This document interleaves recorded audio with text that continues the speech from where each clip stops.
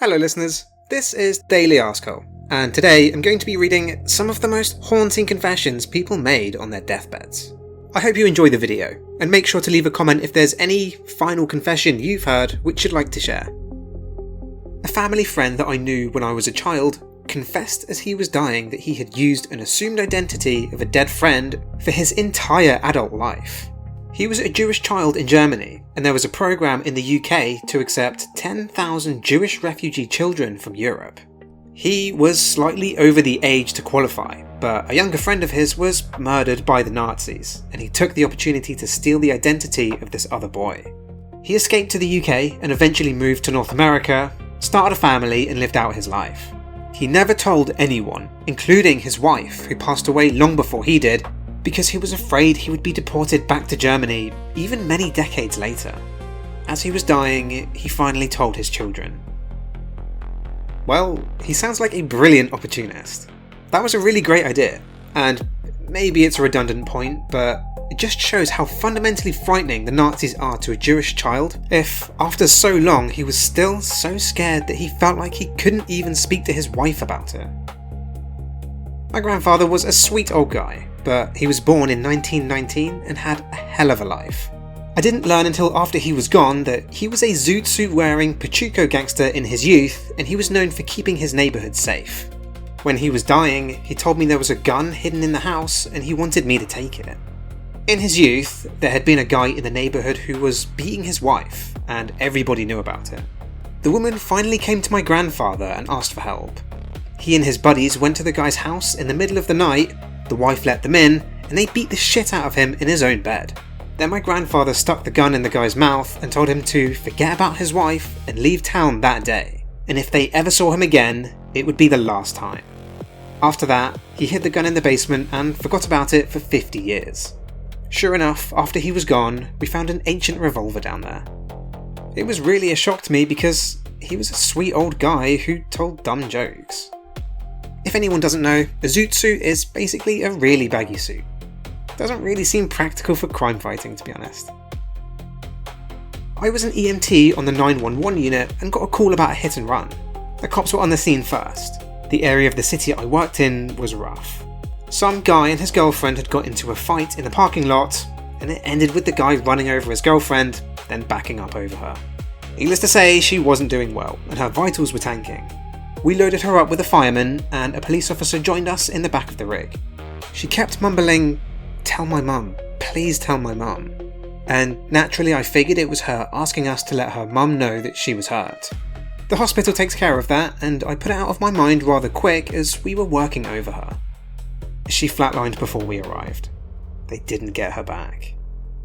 My partner was finishing up her paperwork, and we turned to give her wallet back to the staff. The nurse on duty, who I knew pretty well, was reading a dirty piece of paper. She looked disgusted.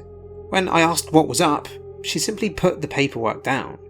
It was a letter that was picked up near her purse on the scene. She'd gotten accepted into college. I then realised that in the ambulance, she was asking us to tell her mum that she'd got into college.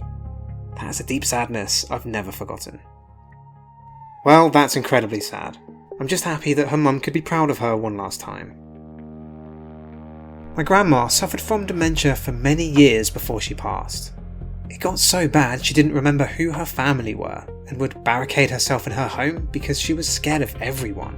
She even forgot she smoked and would find her cigarettes months later after forgetting where they were and claim she was desperate for one. She would put them away after one and that would be it again for months. The only memories she had left in the end was that her sister used to be able to play the piano beautifully, and her husband, her childhood sweetheart, was gone, but she didn't know where. He'd died some time earlier. She spent her days waiting for him to come home from wherever he was. "My John will be home soon," she would say. Or someone would walk past the window and she'd double take and say, "Oh, thought that was my John." It was heartbreaking watching her deteriorate until she was on her deathbed, unaware of anything or anyone. I went to say my goodbyes to her in the hospital, and she held my hand and told me how much she loved me, but how she was ready to go and be with John now. In that moment, she remembered who I was, what was happening to her, and that her husband, my granddad, had already gone. She went in her sleep not long after that, and I'm forever thankful I managed to say goodbye and tell her how much I loved her too. God, Alzheimer's to me has to be the scariest way to go. To lose all of your memories and still exist, lost, not even knowing who you are, where you are, or how you got there, sounds terrifying.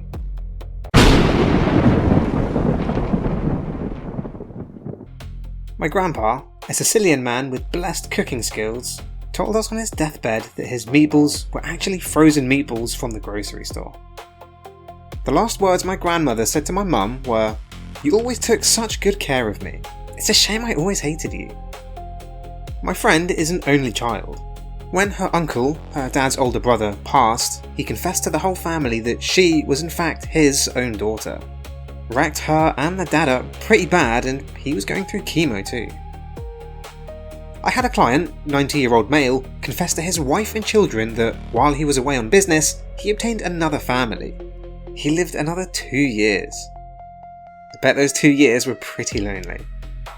In the 70s, there was an unsolved murder of a teenage girl in my hometown, and some beloved guy from the community allegedly confessed to the murder on his deathbed. It's just spooky to think that even the nicest people may be monsters. My step-granddad confessed that he and his brothers had different dads, and the dads were brothers, making them half-brothers and cousins at the same time. Wow, that must have been a very strained relationship between the dads. My grandfather, who had not been a religious man throughout his life, stated on the second to last day he was alive that in the prior few nights he was seeing beings in the bedroom with him. He could not discern what they were, but one in particular made him very fearful. About 2 minutes before my grandma passed, she had clarity. She'd suffered from severe dementia for years. She opened her eyes and said, "I found Jack," my grandpa who died 8 years prior. She said they were at a ball with their friends. Then she said, "I've got to go, he's asked me to dance." Then she was gone. My great-uncle actually confessed to having 2 illegitimate sons right before he kicked the bucket in front of his own children and grandchildren. The craziest thing was that none of his children knew this life of his. Not even my great-aunt knew about it, and she would have made a huge fuss if she was alive. What was crazier was that these 2 sons already passed away 5 and 7 years ahead of him retrospectively. He was 98 years old and his invisible sons were 65 and 69 years old. The children found out that one of his invisible sons was actually a teacher at the school that his granddaughters attended. Nevertheless, his children decided to reach out to the children of his invisible sons. They got connected and learned more stuff about my great-uncle. The craziest thing though was that I actually dated one of the granddaughters of one of the invisible sons, the one that passed away at the age of 69. Yeesh, so she would have been your second cousin? Same great-grandparents. I think that's how it works. If I'm honest, I think ignorance is bliss in that situation. My great-aunt passed away a couple of years ago. She was suffering from viral encephalitis and fluctuated in and out of consciousness. It was truly painful to watch.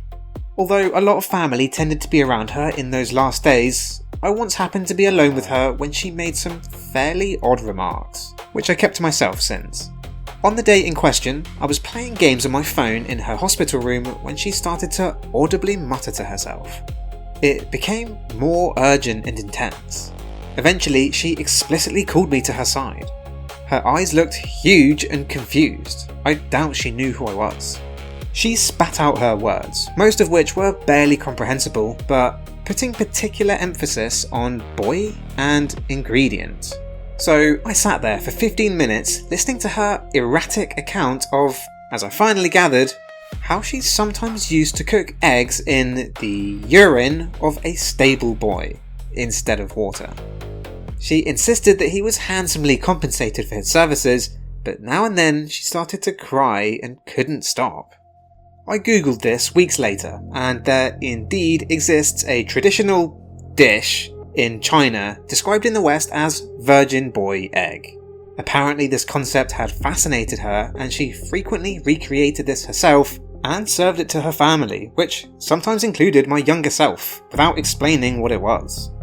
I'm not sure if she felt shame or enthusiasm about this, but it quite obviously haunted her toward the very end of her life. That's a hell of a confession. I used to spike my family with piss, including yourself. Again, I think I would definitely die happy having never been told that.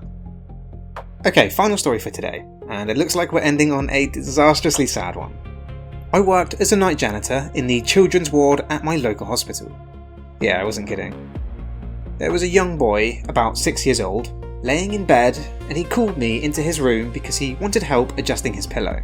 He was hooked up with wires and stuff, so he couldn't roll over to place the pillow how he wanted.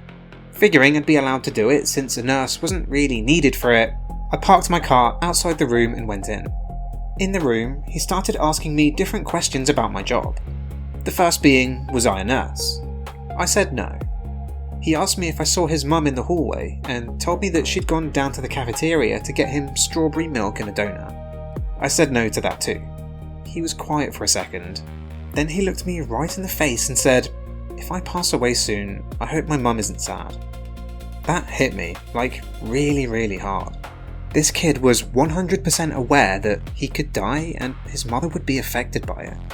I didn't even know how to feel, so I told him that he wasn't going to pass away and hundreds of people survive cancer, which was a big number to someone that young. I left shortly after and broke down crying in the bathroom. A few days later, I was wiping down the wooden support railings along the walls of that hallway, and his room was closed for cleaning and disinfection. That sign is only hung outside of rooms when someone dies. I'm not crying, you're crying. Whew. Thank you very much for making it this far. The YouTube algorithm gods will be very happy. I really hope you enjoyed this. Don't forget to like and subscribe if you did, and I'll see you in the next one.